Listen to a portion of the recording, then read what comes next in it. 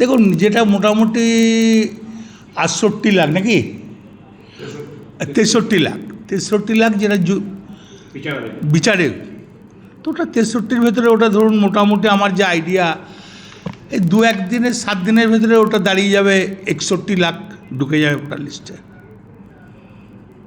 আমার ওয়ার্ডে যেমন কিছু দেখলাম ৬টা বুথ মিলিয়ে ১৩০টা গোলমাল দেখলাম। তার ভেতরে আমি দেখলাম চাঁদুর ওয়ার্ডে 2টো শিফটিং হয়েছে। 2টো আমি যখন অল্প দেখলাম, 2টো না 3টে মৃত, কারেক্ট, তার অরিজিনাল মারা গেছে। সুদীপ্তর ওয়ার্ডে 2টো শিফটিং আছে। মমতা ব্যানার্জি যেখানে থাকে সেখানে বাদ দেওয়া যায়? এটা কি বিহার পেয়েছে নাকি?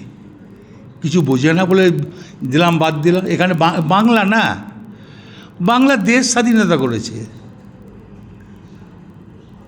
বাংলা ব্রিটিশ সরকারকে সরিয়েছে।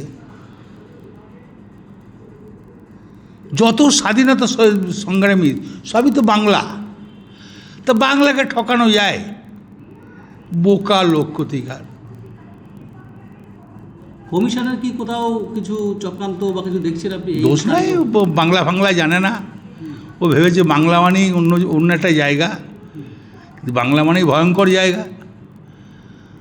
বাংলা মানে ইতিহাস, বাংলা মানে বিজ্ঞান, বাংলা মানে রামকৃষ্ণ ঠাকুর, বাংলা মানে বিবেকানন্দ। তাই বাংলাকে ঠকানো যায়? বীরভূম জেলার চিত্রটা কি? আমরা যেটা জানতে পারছি 11,000-এর উপর মোটামুটি নাম। বাদ চায় নাই, শিফটিং এদিক ওদিক আছে, দেখো সব ঠিক হয়ে যা আছে তাই। আমার যেমন আগে ভোটার লিস্টে ছিল 6টা বুথে আমার ছিল 51,000, এই 5,140টা, এখন হয়েছে 4,900। এটা বুঝিনি। যে পরিকল্পনার অভিযোগ উঠে আসছিল যে কমিশন এবং বিজেপি একটা ষড়যন্ত্র চক্রান্ত করা। হ্যাঁ, তো মমতা ব্যানার্জি রুখে না দাঁড়ালে, মমতা ব্যানার্জি অভিষেক ব্যানার্জি রুখে না দাঁড়ালে সর্বনাশ করে দিত।